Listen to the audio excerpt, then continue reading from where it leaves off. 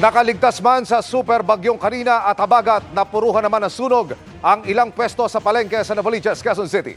Nakatutak si Bernadette Reyes.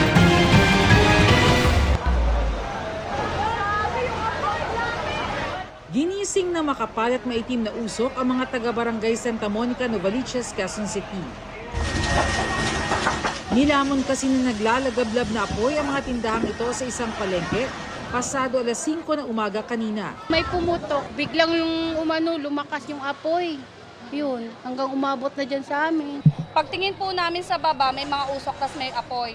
Tapos pagka biglaan talaga ang bilis ng yung mga kasama namin kumuha na ng sasakyan, pagbalik sunog na yung mga sasakyan nila. Pasado alas 5 kanina umaga ng sumiklab ang sunog dito sa New Nova Plaza Market sa Quezon City. Pero ilang oras na ang lumipas, hindi pa rin agad makapagdeklara ng fire out ang Bureau of Fire Protection dahil sa mga hamon sa pag-apula ng apoy. Laman po nito ay puro plastic cup, paper cup, wood, tsaka mga mantika. Yun po yung naging challenge natin. Mag-aalas 6:30 ng umaga, idineklara ang fire under control. Nang pasukin ang loob ng palengke, halos maabo ang mga paninda sa bawat stall. Pati bodega, ubos lahat. Sana matulungan rin kami. Saan kami pupulutin?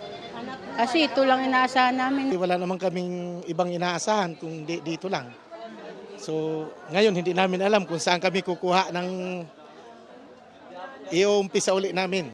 Iniimbestigahan pa raw ng BFP ang pinagmulan ng sunog. Inaalam din ang kabuuang halaga ng pinsala. Para sa GMA Integrated News, Bernadette Reyes, nakatutok 24 oras.